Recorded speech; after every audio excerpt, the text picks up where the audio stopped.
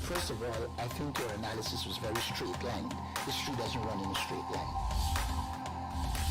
Kid, you cannot tell your neighbor he is stealing ducks when you are stealing funds. As High Commissioner, I was wrong. As Charandas Prasad, I reacted naturally how any person would have. I did not come here for that kind of abuse. I did not come here for that kind of abuse. If you're going to go down that road, I'll walk off. But it's all okay once they're talking. If they were talking, I could not have been here today. You got ADHD. I got calm down. I think I've done enough in terms of taking our team out of trouble from losing. Come on, Lou Taylor. You got screwed. I'm reading the script now, and the first person that comes to my mind to play a detective, Yes, but an an erratic detective, is Michael Rodriguez. Why an African slap an Indian? Why a man and slap a woman? Look, girl, how you deal with that? You deal with that. We must encourage platforms like this because it brings together different people and allows for discussions to take place in our country on a multiplicity of fundamental issues. Then you apologizing for something you think I did is wrong. I don't want you to do that, and you should not have done that.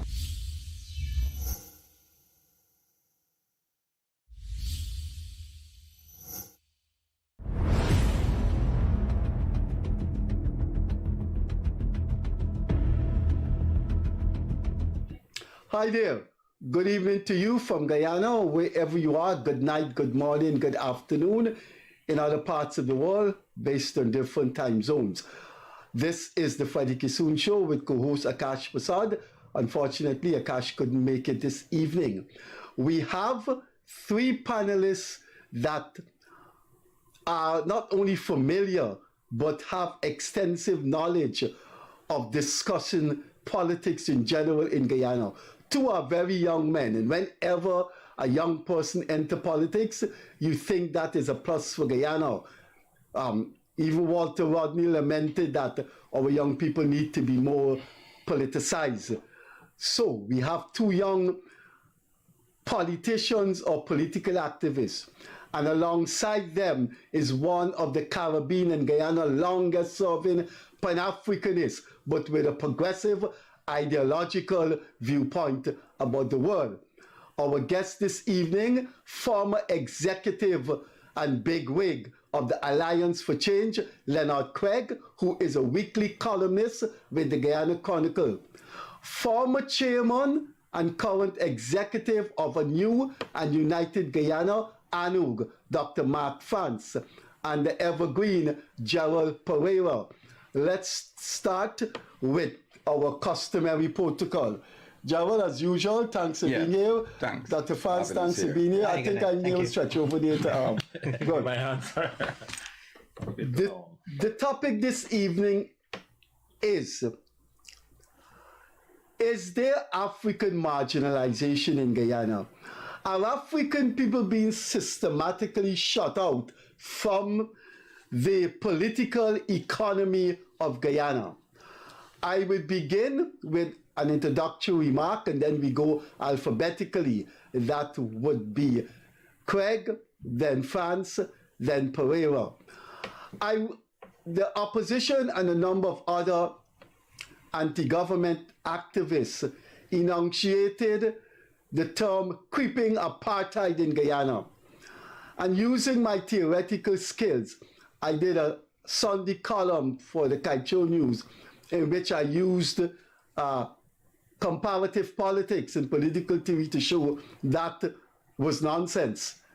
The column didn't appear the Sunday, and so I inquired from Mr. Lal, and he told me that he couldn't carry the column because there is widespread apartheid in Guyana. And I was so emotionally charged that I said to him, "You are a monkey," and I used the F word before. I said, "What?" And he said to me, "Freddie, I couldn't carry that column because if there's anybody in Guyana that could describe the existence of apartheid, it's you. And how could you do this? This one said, how could you do this to me? How could you do this to the people? I'd expect someone like you to describe this thing in Guyana. And I really lost it.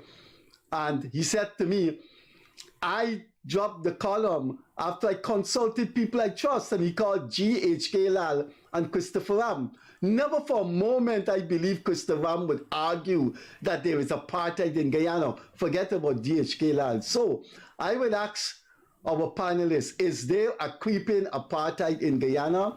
But on a more intellectual footing, discussing a more sociological topic. Is there a systematic, gradual ousting of the Africans from the overall economic, financial, political, and one can say philosophical, not cultural, of course, foundation of Guyana? Alphabetically, we start with Leonard Craig. Over to you, Leonard.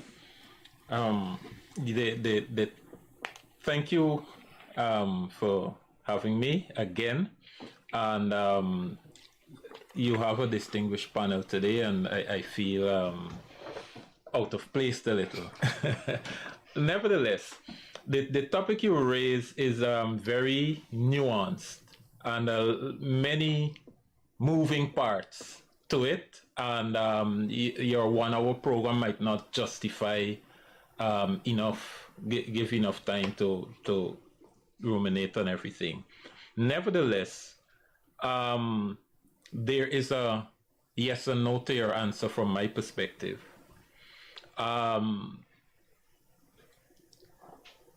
Africans in Guyana have, by law and by constitution and all the other things, have equal opportunities to every other race in Guyana. And on that level, we can say, obviously no. But there is a historical context which place Africans at a disadvantage.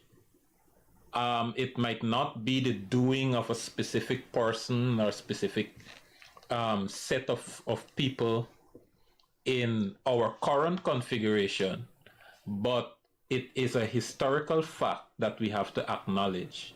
And because of how history, the chronicling of history, place Africans at certain levels of disadvantages and would put them in a bracket as being marginalized. Not that I am saying this person marginalized that person.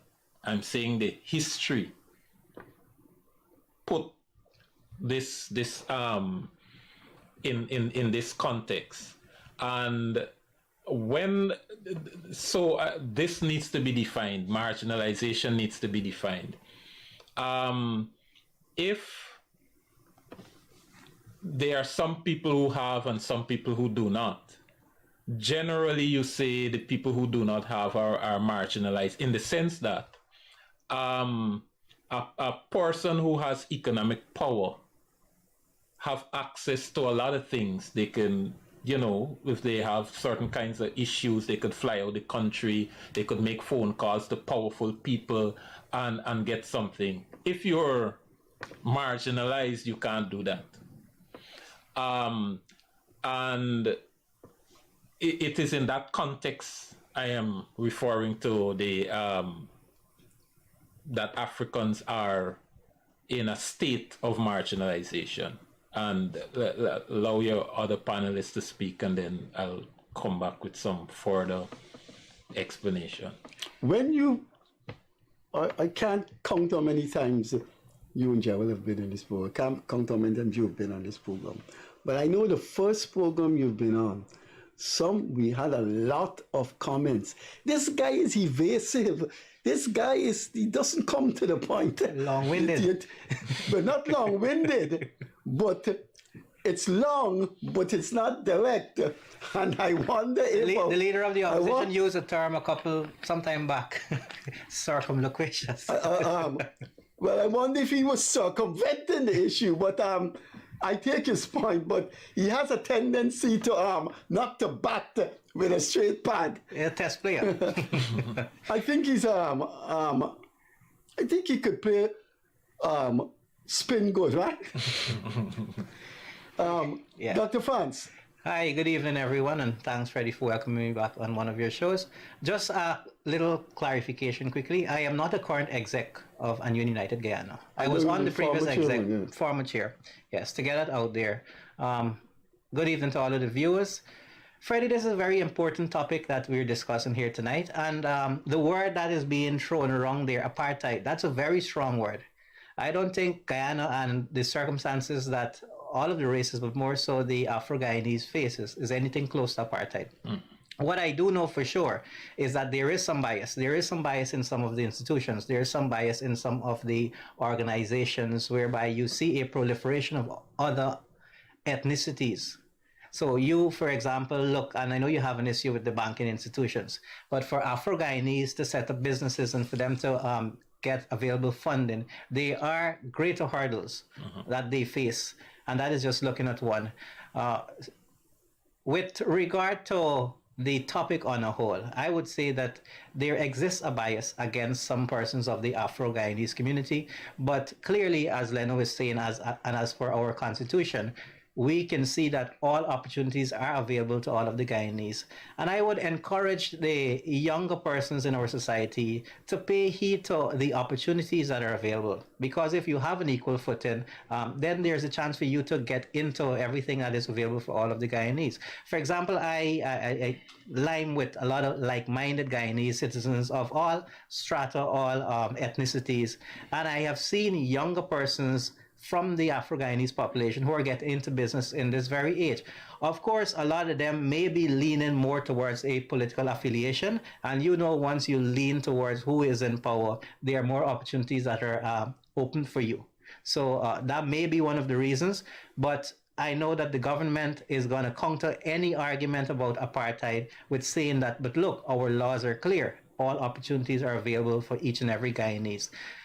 I saw an interesting letter a couple of days ago. I think it was Sunday or Saturday in the newspaper. Our former president and Prime Minister, Samuel Hines, he made a clarion call to persons of the Afro-Guyanese ethnicity to be involved in politics, get involved in businesses. And he made a pitch in terms of how you can be recognized and how you can get things done. And it was him as an elder statesman, as an elder Afro-Guyanese person, calling out to younger Afro-Guyanese persons to get involved. I have a little personal history with Mr. Hines. My dad worked in the Ituni mines and then sometime in Linden. And so Sam was one of the few, Uncle Sam was one of the few persons who belonged to the PPPC in that age, just after 1992, in Linden, which is a traditional PNC stronghold. He held a view that was against the majority of persons there, and he stuck to his party, and he has reaped the benefits, but he's more so given a lot of service to our country. And if this is someone who can see that there exists all of these opportunities, I think younger persons should take that advantage. They have a green Pan-Africanist, but with a different flair. Yeah. First of all, I want to thank you for having me here, and good evening to all the viewers and so. I want to clarify something before I get to what Mark and Leonard said. You know, Freddie, there are people, I see letters in the papers and articles referring to some organizations and individuals as Afrocentric and so on. And that's what I'm reading. It's a total misconception of what constitutes Afrocentricity. Afrocentricity was first defined in 1980 by Malefi Asante.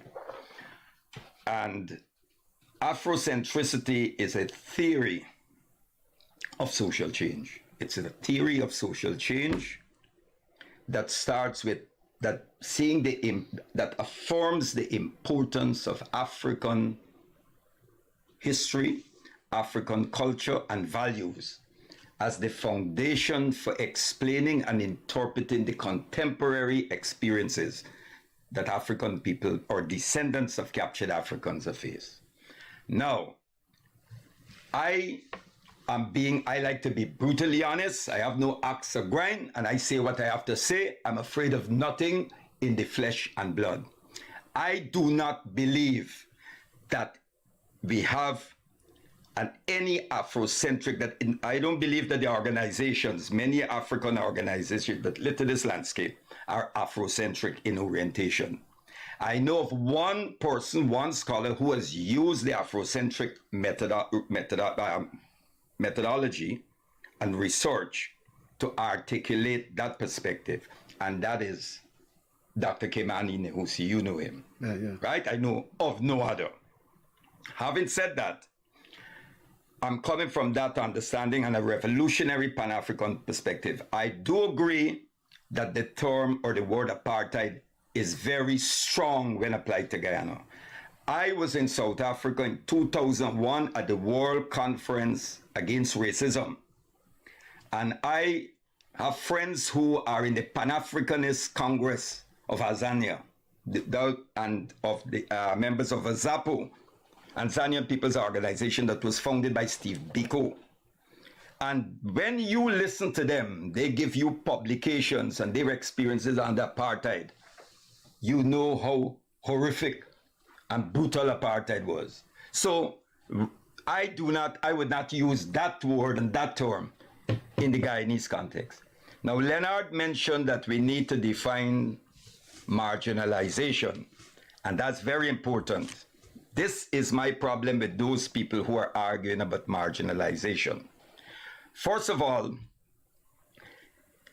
you were talking about people, about lack of opportunities and who don't have opportunities and all that. But what these people who are talking about apartheid don't mention is that capitalism, the capitalist system, and that's like the elephant in the room that nobody wants to address.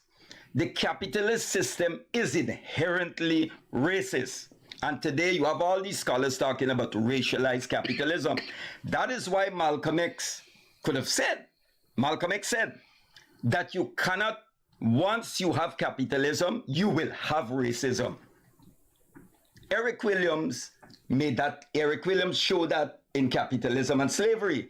Walter Rodney, the same in How Europe Underdeveloped Africa. Now, on the issue of marginalization, when some people speak about marginalization in Guyana, they look at it purely from the racial or ethnic perspective, but what from the social and economic perspective? If we are going to talk about marginalization, let's say when it began. When, after the death of Mr. Burnham, Mr. Hoyt came into office and started to privatize and denationalize. Good? He implemented a program called the Structural Adjustment Program, or the ERP, Economic Recovery Program, which the WPA then referred to as empty rice pot. Good? They started to privatize state assets and sell out, and the IMF and World Bank told them to downsize the army. So when you downsize the army, which and the public service. And the public service, correct. Yeah, when you downsize the army and the public service, which ethnic group in the majority is going home? Africans. When you privatize and sell out Guyana Timbers, Sonata Textile, who had the money to buy it? Who had the money to buy it? Let's address that. I know that when they privatized, when they were selling Guyana Timbers, it was sold for song. It was sold for song to Lord Beaverbrook. And he sold it for... And the ink didn't dry properly. And he sold it for a lot of money. Some of the players in that corrupt transaction are now deceased. 1 and 2 are alive. So you don't want to call their names. And those people have no moral or historical right to tell anybody about what constitutes what is marginalization. The marginalization started, economic marginalization started under Mr. Hoyt. But people didn't pay attention to that. But when supposedly an Indian government came into power now, you apply the racial or the ethnic aspect to it. But this is it. irrespective of which party is in power, because of the system, because of the neo-colonial arrangement, because we don't shape the economic policies of this program and it's directed from outside, you will have marginalization. From the economic aspect, poor Indians will be marginalized because that's what the system does. Capitalism marginalizes, and Africans will be marginalized. It is easy to play the ethnic card or to reduce everything to the ethnic issue and ignore the class issue. No. Okay. We come back to now. Okay. Yeah. Come back to, let's go to the man who could play the Shane one. So Gerald mentioned something with respect to neo-colonialization. There is where I believe that marginalization started. If you go back in history, you would see that, for example, Africans tried to lift themselves economically. They pooled their money, they bought villages, and many times they tried to do farming, for example. And the colonial masters did flood their farms. Correct. All right? And the markets, the place to sell as a market was then given to East Indian vendors, and African vendors had to put baskets on their head and walk through the villages and try to sell their produce. They were not given stalls at the markets. So Africans did try, and Africans were marginalized. And what I'm saying is that many Africans of today inherit that original marginalization. And that is why, based on the point he made a moment ago, that when Hoyt attempted to sell, the ethnic group that was ready to purchase would have had to be East Indians. That's right. Because they were part of participating in the economy more readily than Africans were. And because Africans couldn't live off the land, they moved to the cities and tried to get public service jobs. And that is the evolution of our history that places Africans on the periphery of the economic power of the country. And that has to be acknowledged as a historical marginalization that brought Africans to the periphery. And I believe that as a country, we got to be conscious about that, accept that that is a fact, and integrate Africans more and more into the economy. It is happening, but it is not happening as fast as the African people would like to see it happen. Also, the getting out of a marginalized state, which also includes in the mind, it's a long and hard process. And Africans themselves have to learn certain skills about climbing out of the situation. For example, in the opposition, I often write about that in my column in the Chronicle. In the opposition, they cry every day, Africans are marginalized, being racially subjugated and all these kinds of things. And Africans see that and they say, yeah, bye, these people got to know what they're saying. So an opportunity is there and they don't go because they believe that this opportunity is made for everybody else except me. And so that mentality also has to change. And Africans need to understand that, you know, the economy is open. Whether it's in community or in families, we have to position ourselves to take advantage. And unless we get to that place, it is then easy. Because remember, shouting marginalization is easy. when the dominant race of people who hold power is of a different race, shouting marginalization becomes easy. It becomes a thing to go to,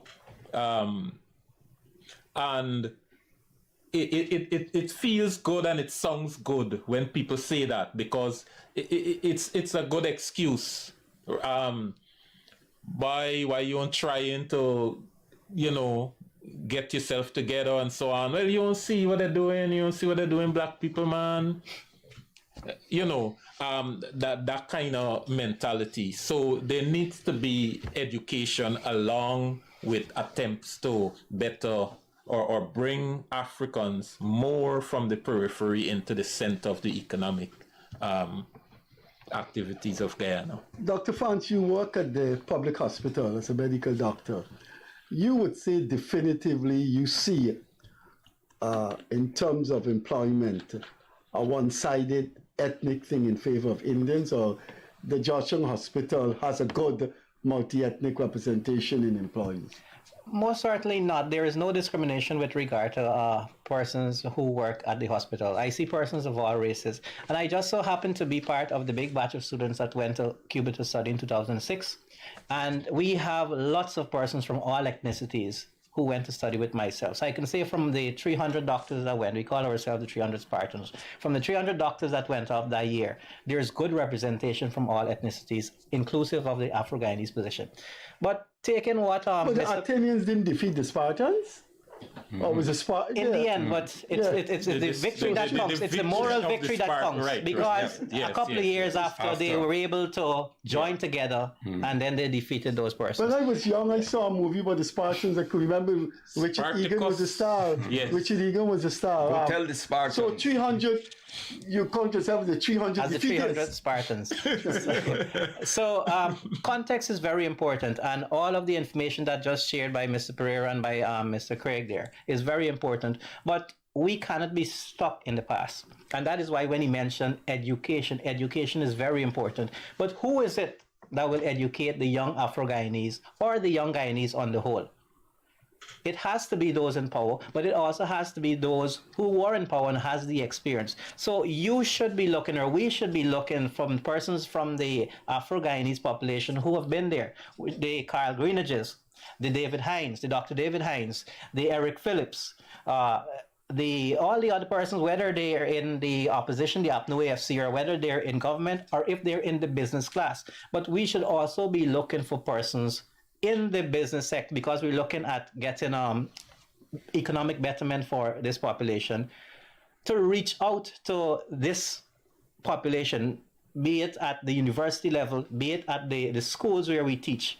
And I know for sure that there are younger persons of Afro-Guyanese ethnicity who are leading the way there. So, for example, you've had a former PCY on your show, James 007, Bon. Bon, after he sat out from the last election cycle, went into business. And since then, he has always been promulgating for young persons, especially those from the African race, to get into business. But more so, I would bring you to home. I have seen in the news, and I know of younger persons who are out there who are advocating for like-minded persons that belong to the Afro-Guyanese race to get into business. So there is this young man, he does a very good job, Matthew Gall. He did economics at the UG, I think it was, and he runs a show, a podcast. Friend. They were in the AFC together, I think. No, this is a different... Matthew is a relative of Martin. Martin Gall. Yes, so this is a young man who, I think he works at GRA or worked at GRA.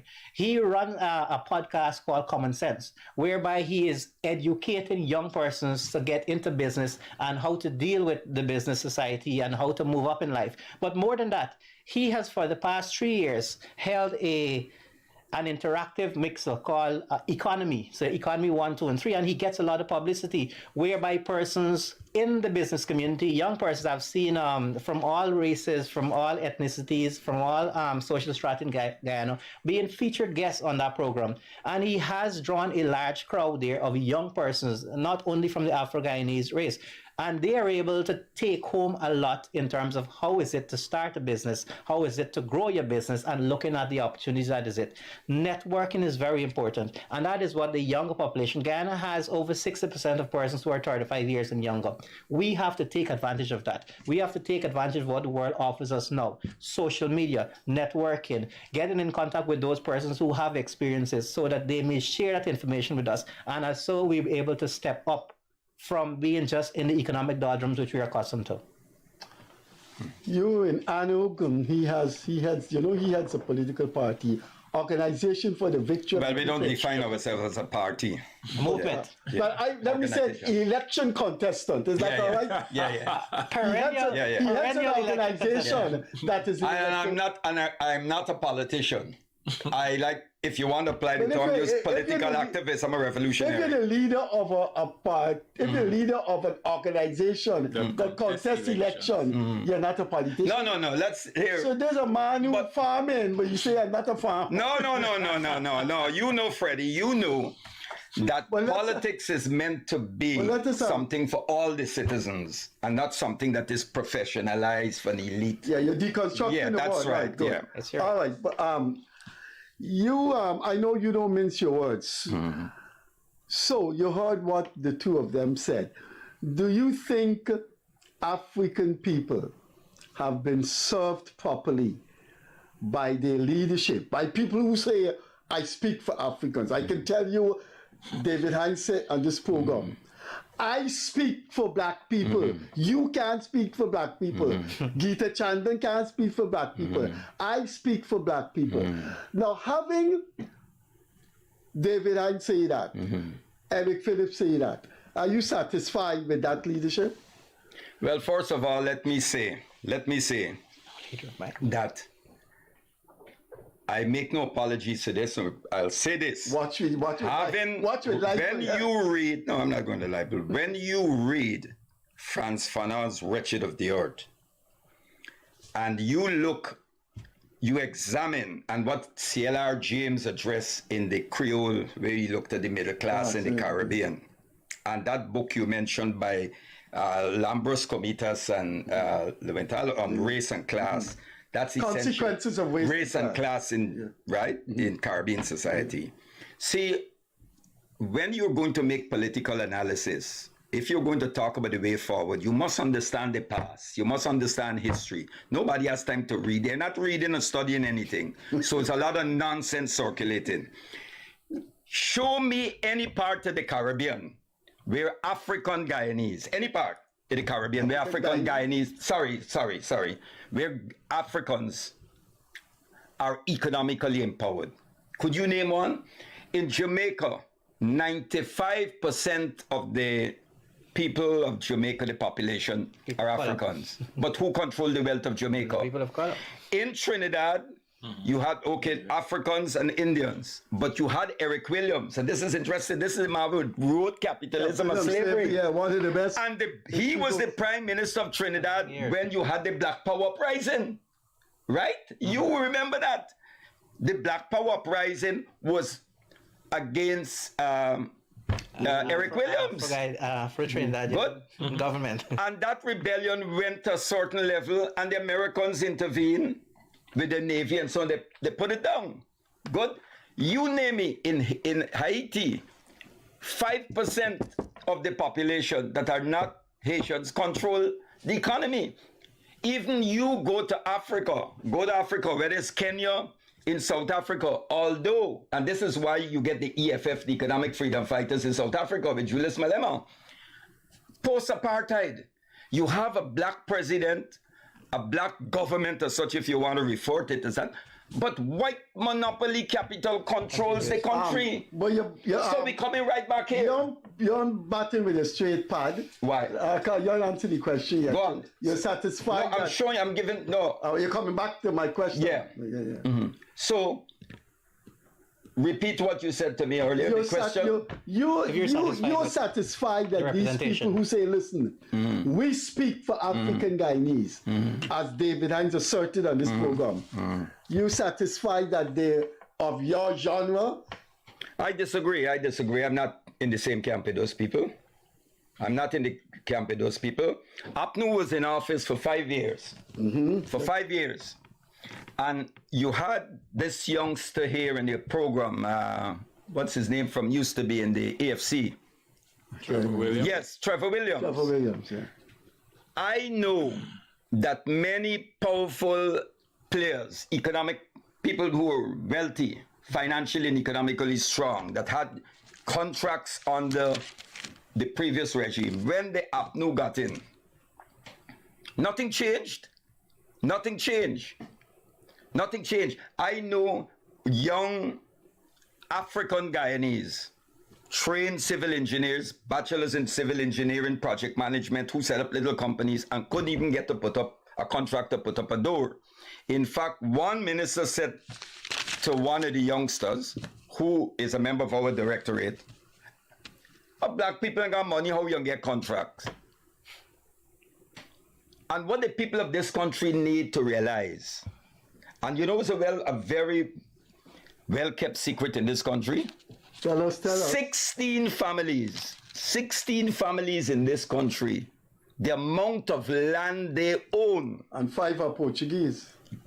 But 5 or 6 are Portuguese. Yes, there's a Portuguese man in this country that own more land than any East Indian billionaire. Well, there's another Indian one who is one of the largest landowners in the Caribbean, but there's 16 families that control tremendous land, including mining land in this country. And 5 are Portuguese. And that doesn't change irrespective of which party is in.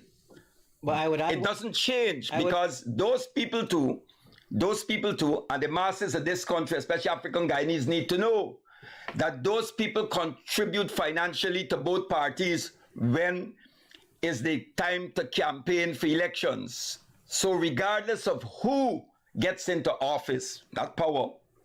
Office and power, two different things. They get into office. But real power resides outside this country. That's another thing, for another topic. So they get in and they compete with each other. The political elites in this country, they compete with each other to manage, to show who's better at managing this new plantation called Guyana. When you look at Guyana, and when you mention about when the Africans walked off the plantation, the way the land was flooded and frustrated them and drove a lot of them. You interrupt him to say something before I started. Right? No, I was going to tell him, but even though it may be 16 families, the avenue for others to get up there, it's very difficult. But you got persons, non-nationals.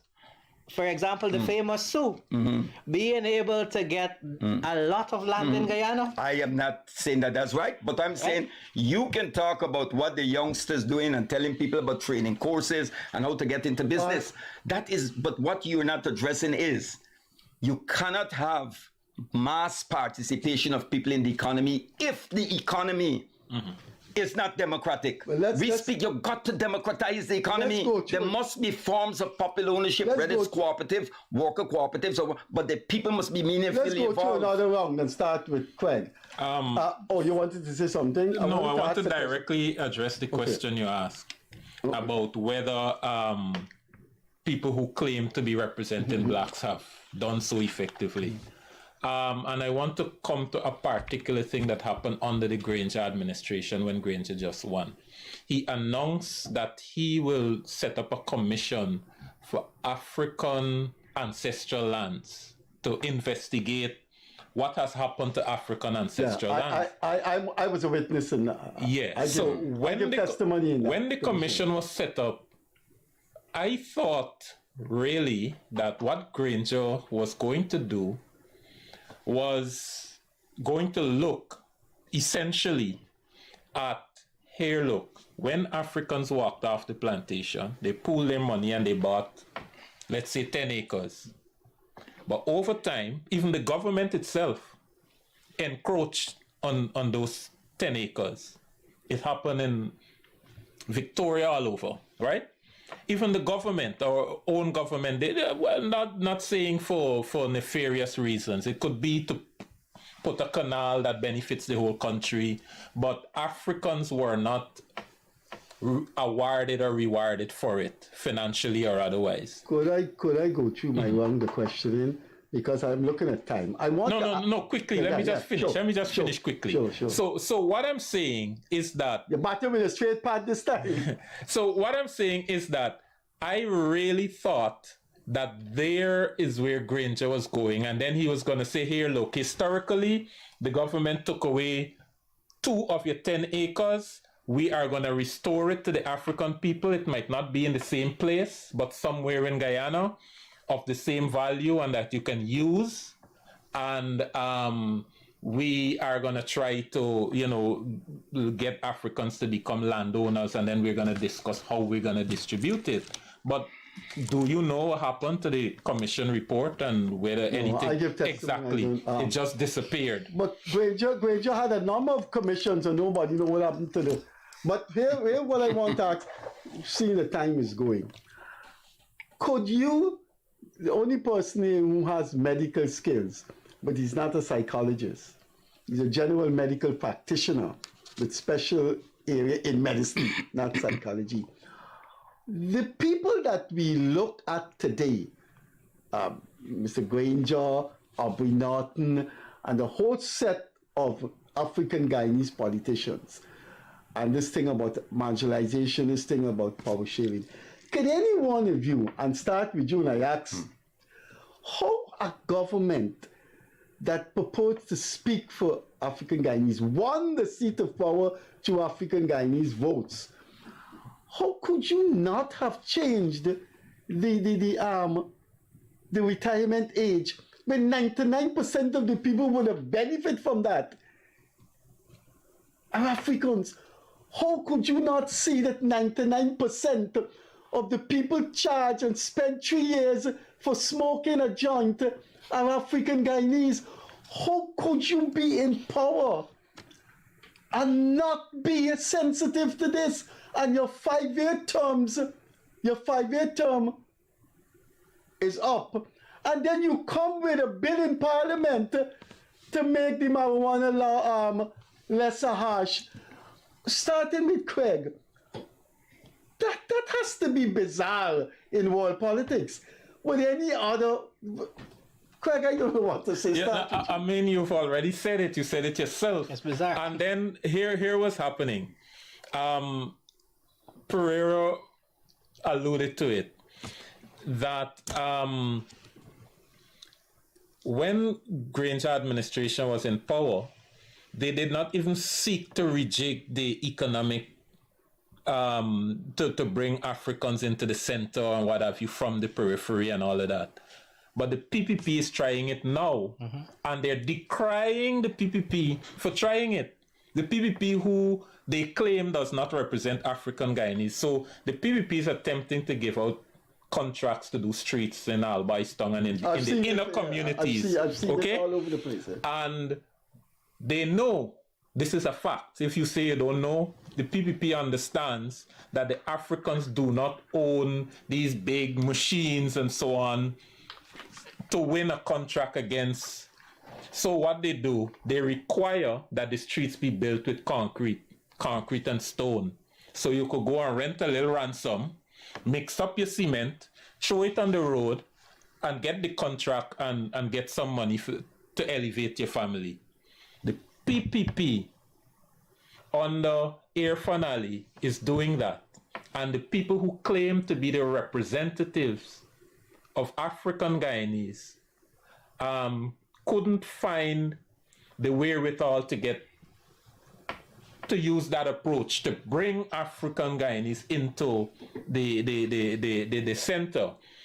I don't know if you remember an article by Nigel Hughes called Sharing the Corn, where he said, and he outlined that, these people who own, and there is a way to be found about that. And a journalist asked Granger about what he is doing about that.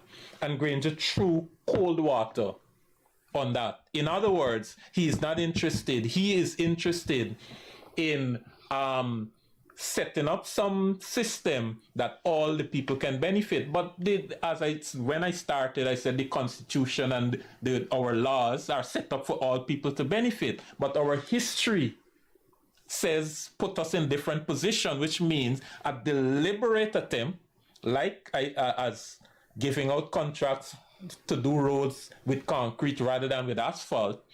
Those kind of deliberate attempts have to be made by whomever is in government. And one would have thought that an ANUG government would have made better strides at doing those kinds of things. Before Mark answered the question, and Gerald, I just need to point out for our viewers that before he came into power, David Granger wrote books on African Guyanese history. Yeah. He edited a very compendious volume on African Guyanese history with David Rose. He has authored 3 books on the security service, the GDF. You have to retire at 55. So I just want to remind viewers that this man who was president did work, academic work, on African Guyanese. But yet when he was president, the retirement age... Yeah, both you and I was at that commission on the public service. Yeah. And that was one of the points I think you made, and a point I also made. And inside the security services, African Guyanese are asked to leave their families and go yonder border areas and all those kinds of things to work. And they are not given a premium on their salaries for it. And anybody who ends up in that situation should, those kinds of things, one would have thought that, the representatives of blacks would look into. Yes, Mark? Freddie, when I come and speak, I always try to appeal to the younger people. And there is a saying, stay woke, meaning keep your eyes up and you must know what is happening. And Leno is right. We have to give Jack his jacket. The current government is working, in a way, trying to elevate all Guyanese. I think that's Finale's thing. Okay. And I think he will build a legacy in that. The major opposition, for political reasons, has found reasons to complain against what is being done. Oh, you're only giving cleaning of the trenches to Afro-Guyanese persons, or you're only giving the parapet cleaning to the Afro-Guyanese population. But it's a start, and you have to start somewhere. Now, where I may have an issue is when young people refuse to learn from the past and refuse to take these opportunities. So, for example, the majority of persons in the public sector are of Afro-Guyanese ethnicity.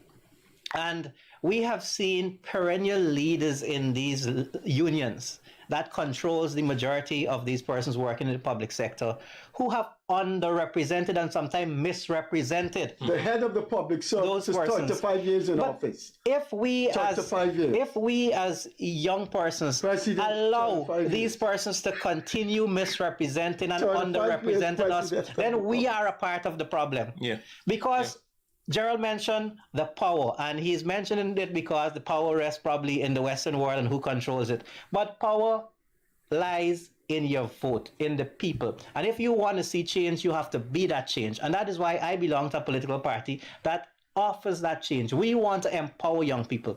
We want you to represent yourself. We want you to join politics, whether you're in the PPP, whether you're in the ANUG FC, or if you want to follow us in ANUG. Because we want you to highlight your issues. We want you to try to find solutions to your issues.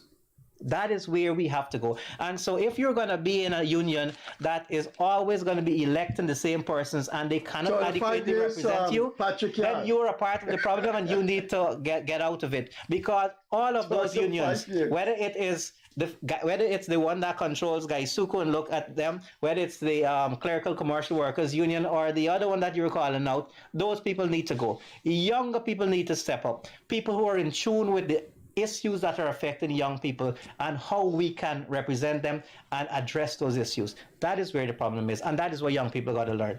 Stay woke.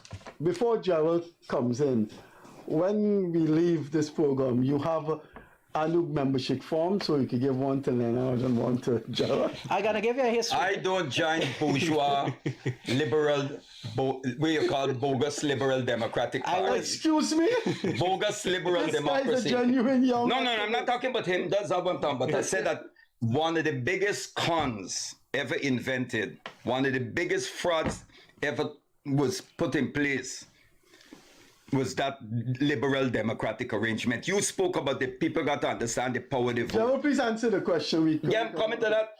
What was your question? The question was, how did a government that purported to speak for African Guyanese could have treated them that way? The retirement age, the marijuana amendment bill that they didn't pursue. Because they're condescending, they're arrogant, and they don't give a damn about African people. They only mobilize them. They mobilize them on the issue of race when it's the elections. We ignore the class issue. President Ali might be well-intentioned. He can try this and try that, but it's not going to bear the results we want because the system is structurally and systemic. It uses the market, the invisible hand of the market, to allocate. The mechanism of the market does not regulate it to the many. It regulates to the few. You know what's the latest statistics in Australia? 1% of Australians. This is in your liberal democracy that you believe in, that you go vote and you change things. You don't change things, you change the managers, not the system. 1% of Australians, their wealth, total wealth, is the equivalent of 72% of the population. They just carried out, for your information, who you're interested, they just carried out a survey in New Zealand of 1,001 persons, right back there. And of the 1,001, 67% of those interviewed believe that the system is rigged in favor of the rich. It's the same thing in the United States, but what's interesting is the critics of the government of Guyana, some of them reside in the United States, right? And there is more inequality in racism and everything. 2% of the African-American group in America, African Americans control but 2% of the wealth. More African Americans are in prison than in college. The Nation Islam Research Group and many others. I in contact with people in the Black Alliance of Peace, the All African People's Revolutionary Party, and different groups. Good. African Americans are marginalized. Of course, a few people get through the strain and then you hold them up as examples. The Oprah Winfrey's and all of that. Good? Kamala Harris. Right? The new cop city. So, as Dr. Ruth Benjamin said, black faces, and it comes right back here, black faces in high places is not good enough for us. So black faces in high places doesn't mean that they're going to empower black people. What's the solution? The solution is we have to transform this system. People, listen to this. People must have a say.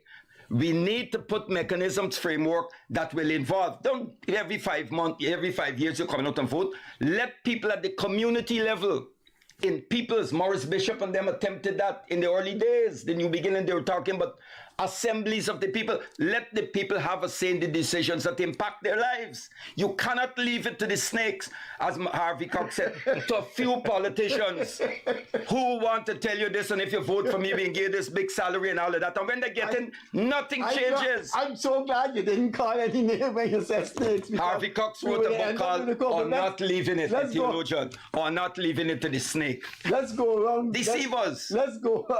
Next question. Let's go around to another session. Leonard, how is this going to play out 1 year, 3 months before the elections? Not the elections. Could the requiem or the sermon of marginalization bring political capital to those who are crying about it? No, it will not. And I am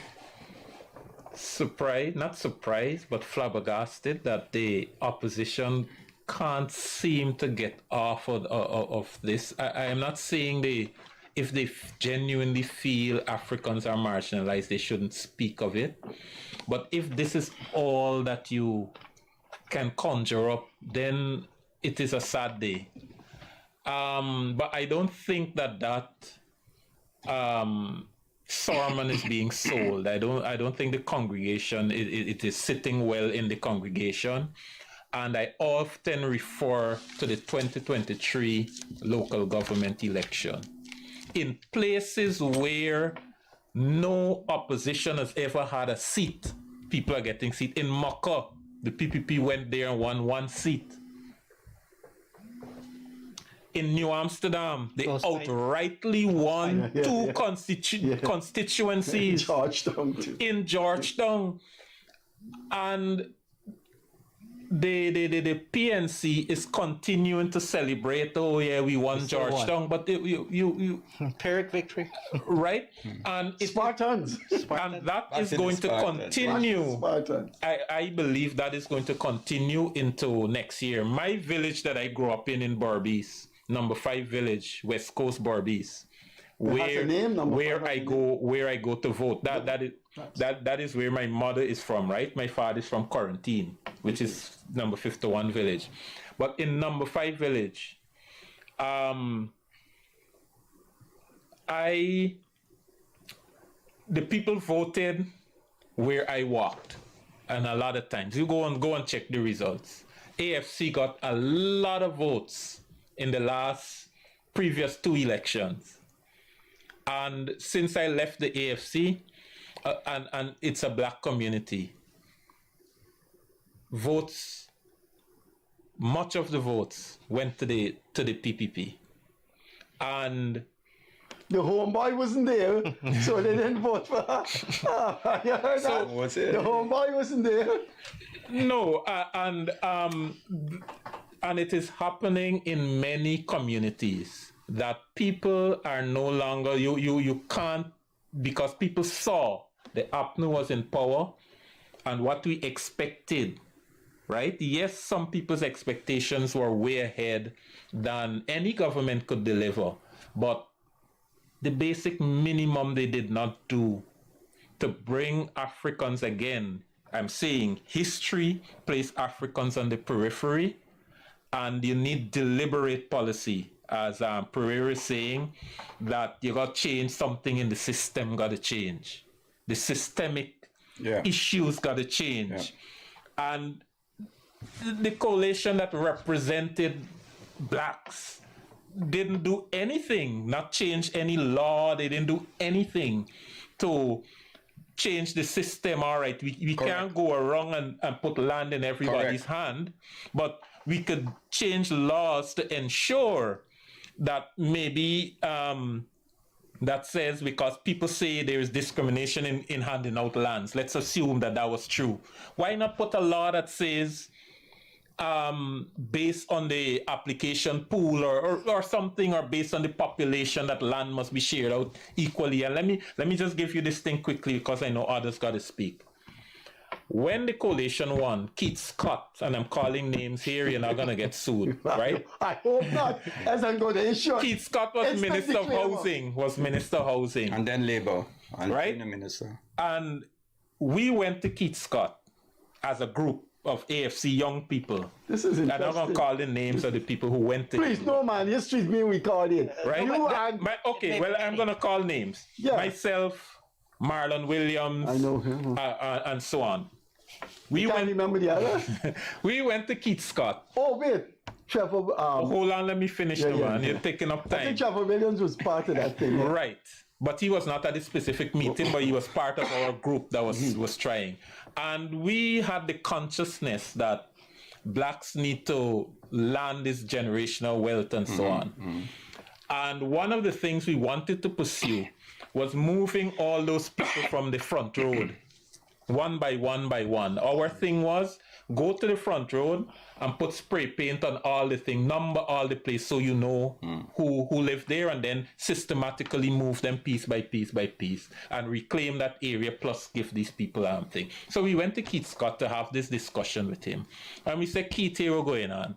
We ain't want you to disenfranchise anybody, to accommodate what have you. But we say every time you give out house lot, reserve 10% for, because we have been active in these people's community, and these people keep asking for things like house lots and what have you. Reserve 10% for people who we will recommend through the political process, right?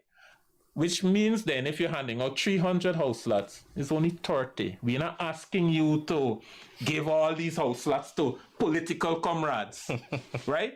But we're saying that we meet people with genuine need as we move around. Reserve a 10% and we could do it, you know, it's not something indecent. And, you know, Keith Scott say, and I'm saying it now, Keith Scott said to us that I am looking which camera I should look at. Keith Scott said to us that he ain't here for no particular group, and he ain't here for friends and family, and he ain't looking after comrades. He wants to make the entire system better, and everybody can access it equally. He did not have a concept of economic justice. And history. That's right. And a concept, exactly. And you know, But he said the teachers... I know he was a foundation member of the WPA and his Walter Rodney brother-in-law. When the teachers striked on the APNU, let's go to... he said that the teachers were greedy to strike. Yeah. But he didn't remember that when they got into office, the first thing they did was to get a 50% increase in Mark, salary. you will be involved in the election coming up? To be seen. But even if it's not in a political party, I will be out there. I will be advising and getting persons involved. But it's a year and 3 months away. So let's see what comes. From a personal point of view, as I said, I'm not on the exec, but we will be having internal elections sometime in December, January. So I'll have a better answer for you by then. But coming back to the election question and representation for Afro-Guyanese, the sad reality is that 25 to 27 seats in our parliament as the setup is currently is almost guaranteed to the major opposition once they go together. Right? Come on, how many? 25 to 27 seats. To get to the 31 seats where they are currently, they got to sell you something. They got to promise you something. They got to win those votes. But they don't have to work for 25 seats. Sorry to interrupt you. We could go a minute over time. Yeah. 25 to 27. And that includes Nigel Hughes as leader of the AFC and plus the PNC. Well, they're currently APNU AFC. That's how they're in government. And they have 31. They joined the list 1 and 33 by the PPP. And you say, so I am saying, maybe AFC go by 7, they may get about 27. Once the PNC, and this is the party that brings the most vote, goes up for election, they're almost guaranteed 25 seats, 25 to 27. Based on ethnic voting, what happens. That's the sad reality. And what is even more sad is that we saw at the last, and if you're in politics, you got to pay attention to all of the parties. We saw at the last Congress for the PNC a split in terms of the leadership and points of view. And you see persons who wanted to challenge the incumbent and then they had issues and they sat out. My call to such persons would be, if you truly want to be in politics, if you truly want to represent your people, splinter off.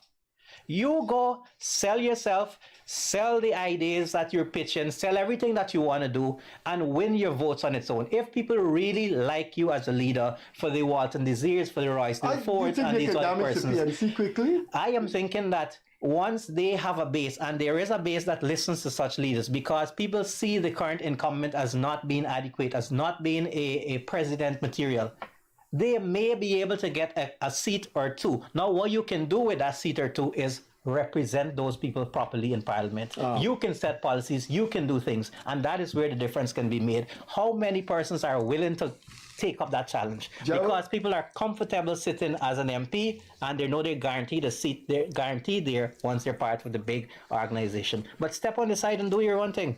Prove yourself to the people. Just like he's talking about the EFF, what they did and what they're doing. Organization for the Victory of the People. Yep. You got membership cards in your I always carry. Well, I think I get. After the program, you're giving them membership. Well, he belonged to ANUG. He is floating. So, but Gerald, what's your concluding remarks? I just want to say this, Freddie, for your information, and some of you might not be aware. You know, they keep this annual, every year they have this, what they call the state African Guyanese. They reflect on the African Guyanese condition and so in this country. I was never invited to any of those confabs. Never. I've never been. I was never invited. Because right? his name is Perreira. Even we've kept Portuguese and black. We have kept He's look Portuguese. Yeah, well, you know the plant. He look Portuguese. He passed it up. He had black in him. Yeah, but is that we hardly had? Is that we hardly had? Is we had? Them and I were used together, you know. Yeah. Remember, there's a Portuguese lady who calls herself an African rights activist, Charlene Wilkinson? Yeah, she goes to those things. Charlene is African, Chinese, and other things she makes. My wife went to school, Bishop, with Charlie. If you see Charlene, you wouldn't know Charlene got any armor. But Charlene ended up growing locks and everything long before. Yeah, but she is an activist. Yeah, she is an activist. She calls herself an activist. Charlene is yes, Charlene is very close. She's done a lot of work with us in the community and so yes, yeah. But I was never invited. An invitation was never extended to me. Even the Burnham Foundation. We gotta go. Never invited me to anything. And I could take you to my car. We got stickers we brought out to Burnham. We keep the legacy alive. Yeah, we go to a car. We're not. But so I'm saying, I have no document where the African guy, and he signed to say that Gerald Perreira could speak for them.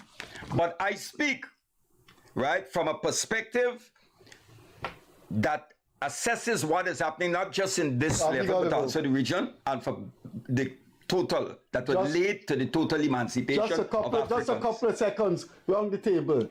We gotta go. Well, let's go. Clearly, all I'm saying is that Africans in Guyana need to have individual purpose as well as a sense of community in order to move the race forward and be further integrated both in our community, in our society, economically and otherwise. We gotta go, Mark. Yeah. I would just like to tell young people out there, stay woke. Change your leaders, use your vote. That's where real power is. If someone is not representing you, get them out and get someone who will represent you. Whether it's in ANUG, whether it's in the PPPC, whether it's in the APNU AFC, change whomever you have to change and let those who are selected or elected work for you. Quickly, organization to African Guyanese, to my fellow African Guyanese, I will say that your own emancipation, lies in yourself, right? That your emancipation is your own. You have to emancipate yourself. It's your own self-act. No one can fight for you, fight for your freedom. No one can fight on your behalf. On that Bob Marley note, we will take our leave of the Freddie Kissoon Show. We were looking at African marginalization. Does it exist, or is it just an opportunistic rallying cry of some people? Our guest was former chairman of ANUG, Dr. Mark France, Chronicle columnist, and he's completed a PhD in China and international trade, Leonard Craig, and a man I've known over 50 years. Since then, he's always been a Pan-Africanist, but with a different flair, one of the more progressive multiracial Pan-Africanists. Gerald Perreira, remember his name, Perreira. We will see you on Wednesday. As I normally say, catch you later, bye-bye.